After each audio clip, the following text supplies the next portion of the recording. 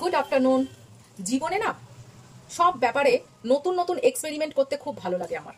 সেই রকমই আমি ভাবলাম রান্নার ক্ষেত্রেও কেন নয়, একটা নতুন স্ন্যাক্স আইটেম আজকে একটু ট্রাই করব। আমিও করব আর আমার দেখা দেখি তোমরাও করবে।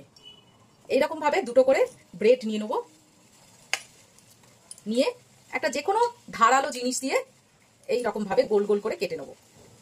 এবার এটাকে এইভাবে ধারগুলোকে মুড়ে দেবো, সুন্দরভাবে মুড়ে দেবো যাতে খুলে না যায়। এই যদি প্রয়োজন হয় একটু জল দিয়ে করবে, আর না হলে যদি এমনি আটকে যায় জল দেওয়ার প্রয়োজন নেই। আমি যেমন জল দিলাম না, এমনি দেখলাম হয়ে যাচ্ছে। এই এরকম ভাবে আমাদের তিনজনের তিনটে জিনিস করে নিই। আর এইগুলো কিন্তু ফেলবো না, এইগুলোকে দিয়ে ব্রেড কাম করে নেবো, এটাও এক্ষুনি দরকার লাগবে।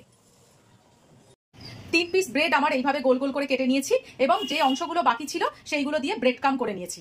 এইবারে হচ্ছে আসল খেলা। ও এই পাশে আমি একটু বেবিকর্ন আর মাশরুম একটুখানি ভাপিয়ে নিয়েছি, মানে একটু সিদ্ধ করে নিয়েছি। আর এই পাশে একটা মশলা বানিয়ে নিয়েছি, যেটা হচ্ছে আদা, রসুন, পেঁয়াজ, টমেটো আর কাঁচা লঙ্কা। এই 5-6টা জিনিস একসঙ্গে নিয়ে একটা পেস্ট করে নিয়েছি।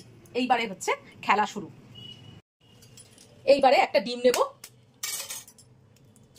আর সামান্য একটুখানি দুধ নেব, একটুখানি নুন নেব।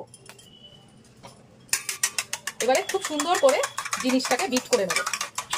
এইবারে এক একটা করে এইরকম গোল গোল, এক একটা নয় দুটো ব্রেড একসঙ্গে নিয়ে যেটা করলাম সেই ব্রেডটাকে নিয়ে আমি এর মধ্যে ডুবিয়ে ব্রেড কামে একটু চাদর দিয়ে ঢেকে নেব।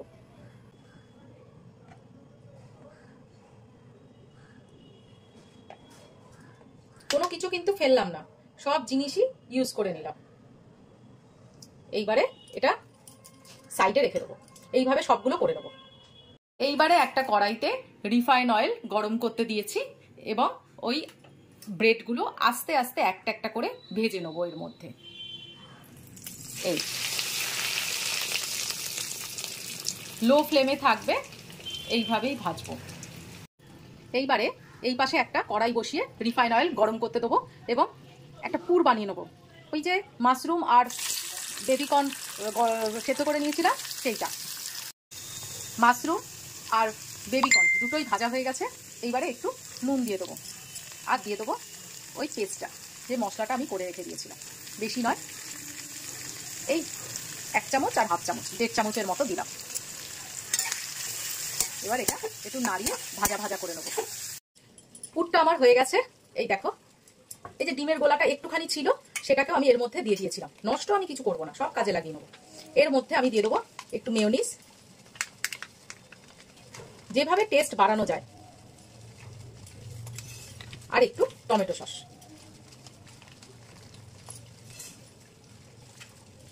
এটা মিক্সড করে নেবো। আমার পুর। এইবারে খেলাটা শুরু। খেলা অনেকক্ষণ আগে শুরু হয়ে গেছে, এবার শেষ করার পালা আর কি। এইভাবে ব্রেডটাকে আমি এভাবে কেটে নিলাম। এই যে আর একটা কেটেছি। এই ধর না, দেখেছো ফুলও আসতে চায় না। এই পকেটের মধ্যে ভরে দিলাম। এই আর একটা, কি সুন্দর না পকেটগুলো।